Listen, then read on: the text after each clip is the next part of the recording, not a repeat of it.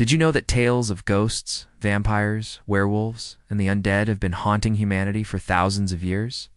Long before Hollywood, long before Gothic novels, long before electricity even lit a single street, supernatural isn't just something we imagined recently to scare ourselves in the dark. These things have roots, deep roots, older than the pyramids, older than your ancestors' ancestors.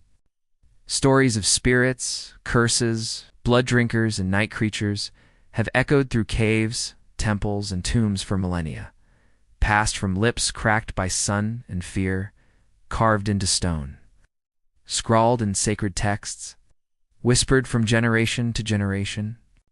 So tonight, I want to take you far back, to the very beginnings of our recorded fear, to 10 chilling moments in ancient history where the supernatural wasn't just believed, it was documented. Whether in dusty scrolls, carved reliefs, or buried skeletons twisted in warning, these aren't legends born last century. These are the oldest shadows. Turn the lights low, let your breath steady, and remember, the past never sleeps. Mesopotamia's Ikamu, 2100 BCE. Our journey begins in the cradle of civilization. Ancient Mesopotamia, over 4,000 years ago, people of Sumer and Akkad believed in a terrifying spirit called the Akimu. These weren't ghosts in the way we picture them today. These were the unburied dead, the forsaken, souls who had no proper funeral, no offerings, no peace. They were thought to roam endlessly, invisible, but ever present. They brought sickness, madness, drought, and despair. Imagine walking past your fields and watching your crops wither for no reason, your animals collapsing one by one, your family falling sick despite the prayers. The Mesopotamians would say that Ikamu have found you. Clay tablets from this period describe how to appease these spirits. Through rituals, sacrifices, incantations, the fear was so strong they would bury offerings at crossroads, or leave food in abandoned places. Anything to avoid drawing the attention of a wandering Ikamu. The dead were never truly gone. They were watching, listening, hungry for peace or vengeance. The Egyptian Book of the Dead, 1550 BCE. Next, we drift to ancient Egypt, a civilization obsessed with the afterlife. But not just in celebration, in fear too. The Book of the Dead wasn't just a poetic journey to the next world. It was a manual, a guidebook for surviving the spirits, escaping demons, avoiding eternal doom. Inside its pages, you'll find spells, instructions, prayers for the soul to pass safely through terrifying trials, gates guarded by serpents with human heads, rivers of fire, and monstrous judges weighing your sins. But among these were also warnings about the restless dead, the Mutt, they called them. Spirits of the wronged, the unavenged, the forgotten. Some ancient tombs even feature curses carved into the stone. Warnings like "I will seize the neck of he who disturbs me," or "you will be eaten by crocodiles in the underworld." These weren't metaphors. The Egyptians believed if you wronged the dead, they would return in this life or the next, and they would not come peacefully. The Greek Vrykolakas, 500 BCE. Now we sail to the shores of ancient Greece, where philosophy and nightmares coexisted. You've heard of vampires? But long before Dracula, there was the Vrykolakas, creature feared throughout the ancient Aegean, described in early Greek texts as a reanimated corpse, not always from being bitten, but from evil acts in life, or improper burial. The Vrykolakas would rise from the grave to knock on doors. If you heard the knock and answered on the third call, you'd be dead within days. They would visit villages in the dead of night, bringing disease, madness, fear. The Greeks would burn bodies, stake corpses, even sever heads to prevent the rise of a Vrykolakas. Even in later Christian times, the fear remained. Graves were dug up to check for bloated, red-skinned corpses. The undead were not folklore. They were real threats, buried right beneath your feet. The boundary between life and death was thin, and the wrong spirit could step right back through.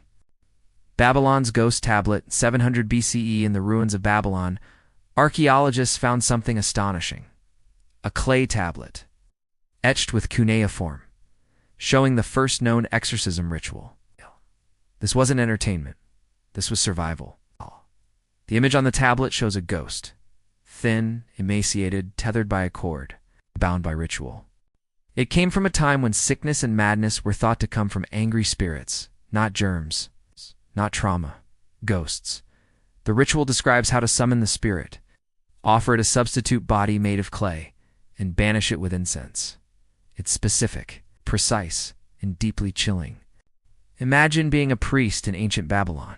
It's called to a home where a child screams through the night, where the walls groan with no wind, where shadows linger longer than they should. And your job is to talk to the spirit, bind it, and send it back to the world of the dead. This wasn't fantasy. This was daily life. Fear walked hand in hand with ritual. The Chinese Jiang Shi, 400 BCE, travel east to ancient China, where the dead do not lie still. The Jiangshi is one of the oldest known forms of the undead in Chinese folklore, often called the hopping vampire, but that's not quite accurate. They were more than just blood drinkers. They fed on life force, on qi, the vital breath of the living. They were corpses that had absorbed too much yin energy, or those cursed by improper burial, or left unattended, their limbs stiff, their skin pale or green. They couldn't bend. So they hopped, leaping through forests and villages, searching for warmth, for breath, or something to make them feel alive again. Ancient texts describe talismans written on yellow paper, stuck to the forehead of the Jiangshi to stop them. Rituals involving bells, fire, and prayers. Even today, many grave sites in rural China are treated with care and caution, just in case, because the Jiangshi may still be waiting. Beneath the earth, listening. The Roman Lemures and larvae, 100 CE, in the heart of the Roman Empire, there were two kinds of dead. The honored, the feared. Lemures were the second kind.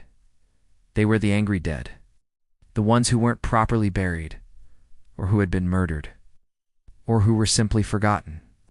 Their spirits became twisted, cruel, hungry for vengeance. Every May, the Romans held a festival called Lemuria. For 9 days, families would perform midnight rituals. Throwing black beans over their shoulders, chanting prayers to banish the dead, the master of the house would walk barefoot, clapping to drive out spirits. And at dawn, offerings would be buried at crossroads. The dead were not just mourned, they were managed. Even worse than the Lemures were the larvae, evil spirits, spirits of those who committed wicked acts or died full of hate. These were not ghosts that moaned in sadness. They screamed, tormented. They could drive the living to madness. Rome's grandeur was haunted by a deep fear that death was never the end. Some souls never stopped whispering. Norse Draugr, 800 CE, up in the cold north. Among the fjords and forests of ancient Scandinavia, the Norse told tales of the Draugr. These were not mere ghosts. They were physical, corporeal, dead warriors who refused to rest. Buried in their ships or tombs, only to rise again. Twisted by greed, rage, or curses. The Draugr could grow in size, crush men with their strength, shift shape, even swim through solid earth. They would guard their treasures, haunt the living, and curse those who disturbed them. Legends say some Draugr carried the stench of rot. Others wore the armor they were buried in. They weren't hidden in shadow. They stood before you, undeniable. To stop a Draugr, the Norse believed you had to burn the body, cut off the head, sometimes even pin it with iron spikes. Not unlike vampire legends from other lands, because the undead, no matter where they come from, have one thing in common: they don't go quietly. Sanskrit Vitala, 100 BCE in ancient India, the forests whispered of the Vitala, spirits that clung to corpses, not just possessing them, but animating them, twisting them, turning the dead into vessels of mischief or horror. Some Vitala were cruel, others simply playful, but all were unnatural. The oldest references appear in the Vitala Panchavimshati, a collection of stories where a king must solve riddles told by a Vitala, hanging upside down from a tree, inhabiting a corpse. The Vitala knew secrets, spoke in riddles, and punished wrong answers. These weren't mindless zombies. They were cunning, magical, and terrifying. They could leave the corpse and fly through the air, or curse those who crossed them. Even today, stories of spirits possessing the dead remain in Indian folklore, because sometimes the body dies, but something else takes its place. Japanese Yurei, 900 CE.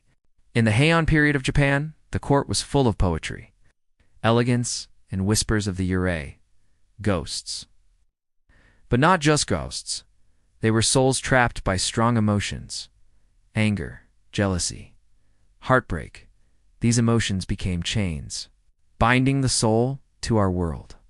The Yurei often appeared as pale women in white funeral gowns, with long black hair, floating, moaning, their hands limp, their eyes hollow.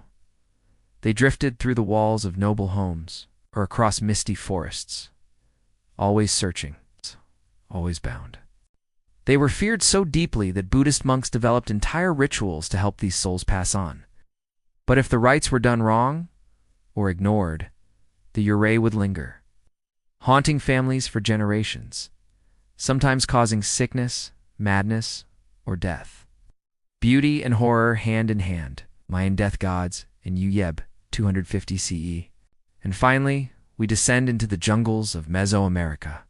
To the Maya, masters of astronomy, mathematics, and death. Their beliefs, the underworld was called Xibalba, a place of traps, trials, and gods of death. But more than that. There were the Uyeb days at the end of the Mayan calendar. Spirits walked freely, and the world was closest to the dead. The Maya believed in gods like Sizun, the stinking god of earthquakes and death, who laughed as he spread sickness. Some carvings show skeletal figures dancing, grinning, spilling blood. The line between ritual and nightmare was thin. The dead didn't just visit, they ruled. Mayan priests wore skull masks, chanted under blood moons, offered sacrifices to keep the dead appeased, because if they weren't, Xibalba would come to you.